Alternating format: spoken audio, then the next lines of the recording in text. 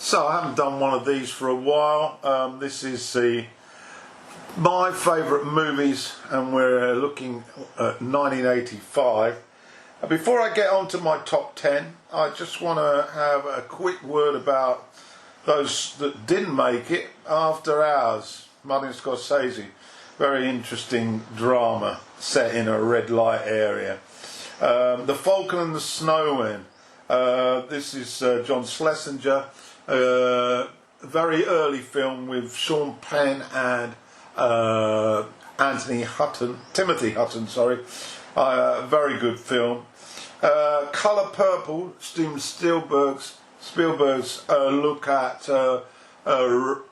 slavery and poverty in the South. Runaway Train. Let's go back to Colour Purple.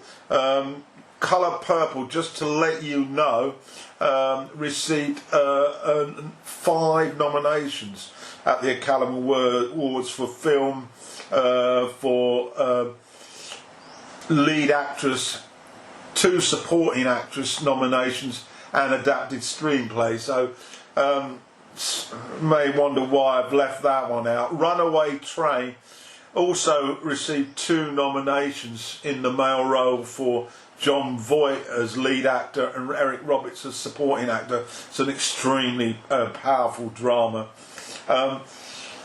Ran, Kurosawa's movie. I haven't seen this one, but it did receive a nomination for Best Picture. And I haven't seen Agnes of God either. Another one that fell by the wayside out of my top 10. Agnes of God was in fact received 2 nominations in the female category, and Bancroft for a lead actress and Meg Tilly as supporting actress. And finally, Brazil, Terry Gilliam's movie, Back to the Future, and The Trip to Bountiful, which also launched Geraldine Page to the podium as the winner of the Best Actress Award at the Oscars, and it also received an adapted screenplay. So those are 10 that didn't make it. So the 1985 top movies, once again I've managed to get 11, not 10. So the first number 10 movie is After Hours, directed by Martin Scorsese. It's a fascinating look at Soho. That's the area of New York where after hours things come alive, so to speak, and we follow the exploits of one Paul Hackett, played by the actor Griffin Dunne, who was also responsible for production as well. It's a fascinating insight into life after dark in this area of the city where virtually anything goes. It's a different world. So let's get into this top 10 then. Number 10, Insignificance. This is directed by Nicholas Roeg and cast Theresa Russell played Marilyn Monroe, Tony Curtis Senator Joe McCarthy, Gary Busey played Joe DiMaggio, and Michael Emmel played Albert Einstein. As you'll note from the names of the characters, this was a satire on some of the best known American pop culture heroes in the 50s, and it lumped them together in a hotel room in New York City, and it's a very interesting film, a fictionalized encounter of course, but I think you'll like it. At 9 then is My Beautiful Laundrette.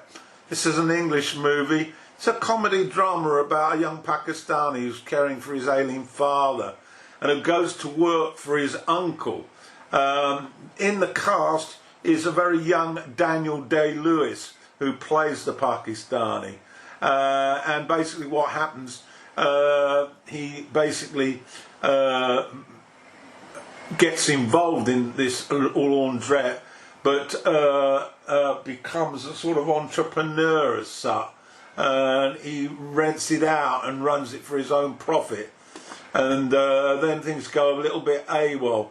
But it's a very interesting movie, particularly having a look at, as I said, Daniel Day-Lewis. 8 then, Prizzi's Honour. This is directed by John Huston and stars Jack Nicholson in the lead role, Catherine Turner, Robert Loggia, John Randolph, William Hickey and Angelica Houston. And just to remind us, this did receive a number of nominations. It actually won Best Supporting Actress for Angelica Houston, who of course is the daughter of the director, and there were nominations for Jack Nicholson and for John Huston as director, and for the film, and William Hickey as the supporting actor, and it also got a nomination for adapted screenplay. It's a black comedy, really. Nicholson is a sort of hitman for the mafia, and he comes across Turner, who's also a hit woman, and they fall in love and find out that they're working for opposite sides, and eventually are ordered to kill each other.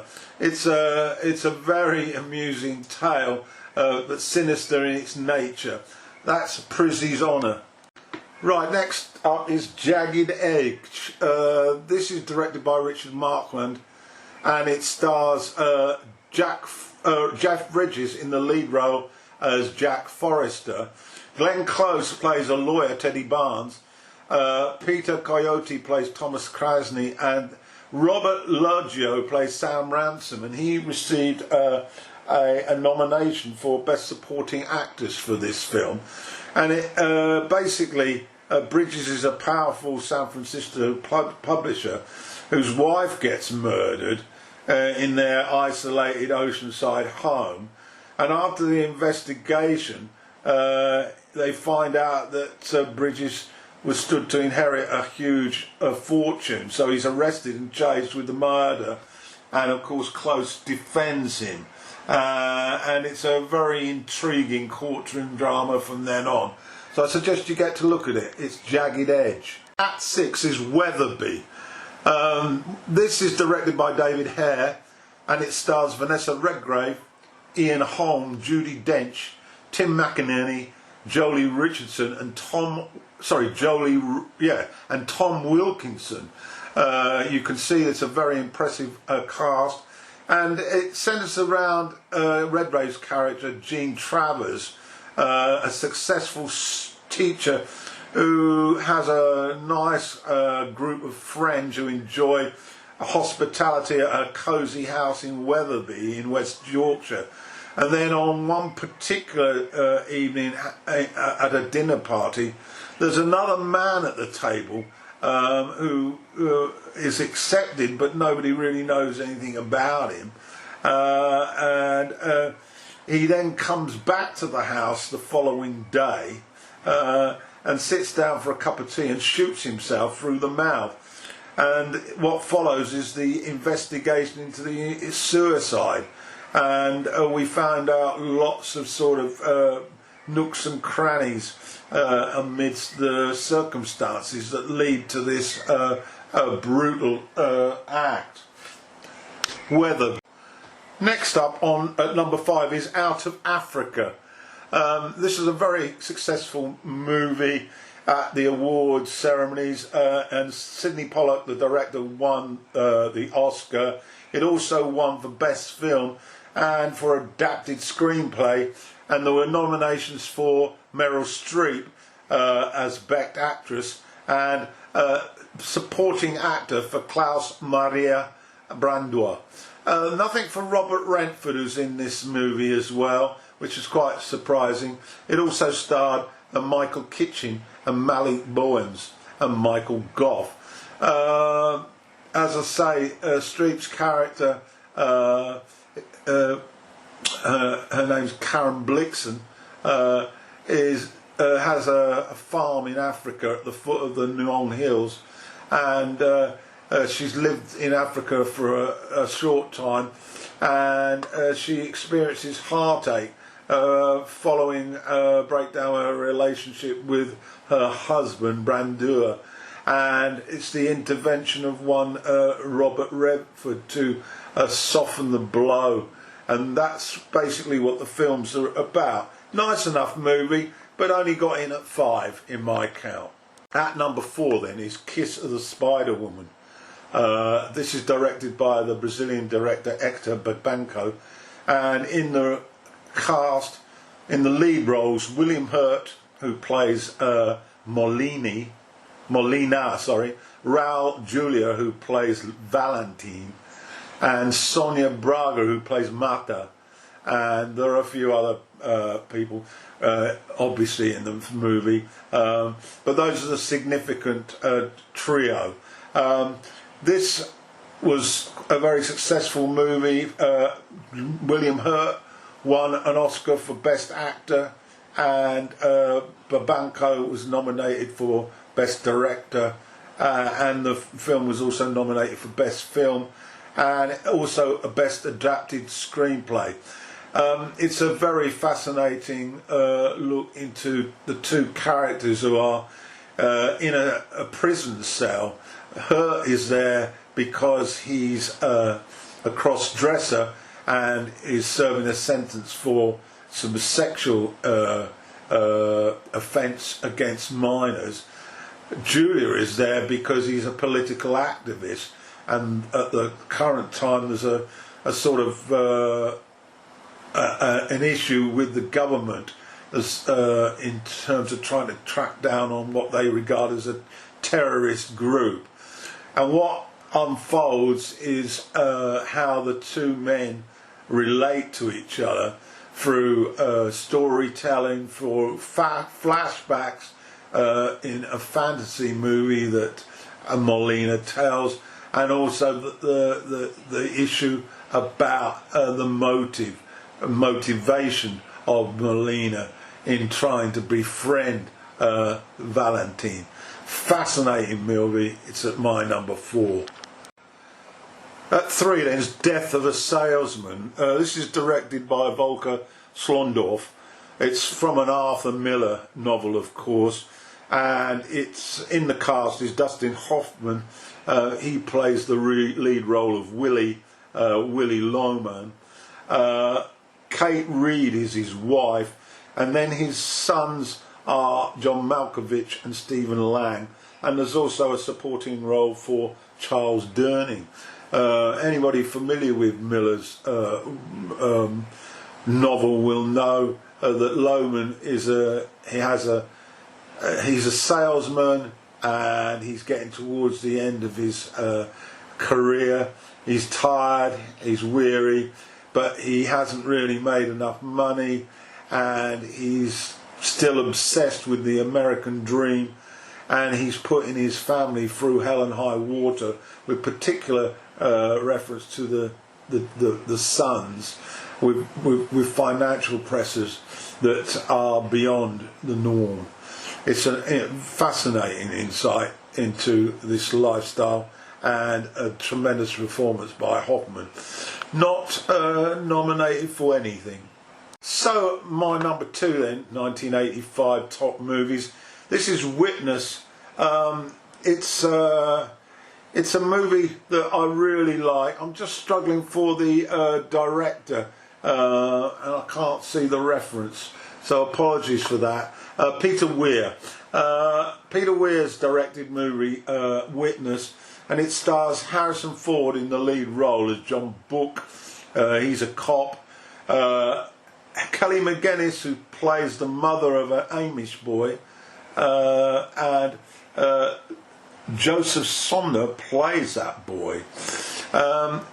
This movie received quite a number of nominations. It actually won the Oscar for the original screenplay. Nominations for Harrison Ford, chief lead actor. Peter Weir got a nomination for director, and also for best film. It's a simple enough story.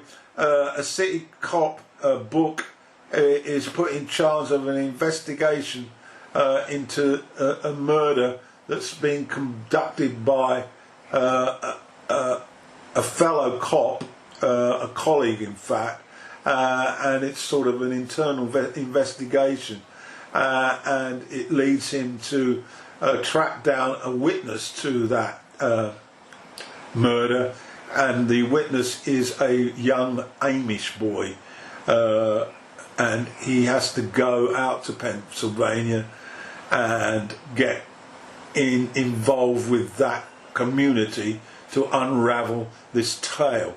Great movie.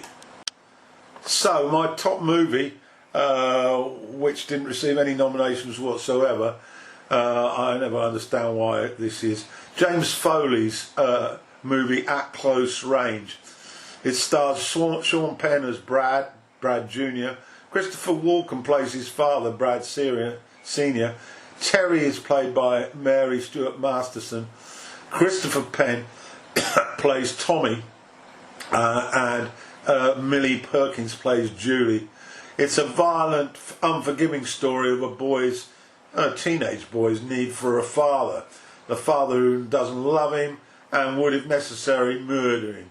It's also a story about love and adventure and cheerfulness as a teenager grows up in the hills of rural Pennsylvania.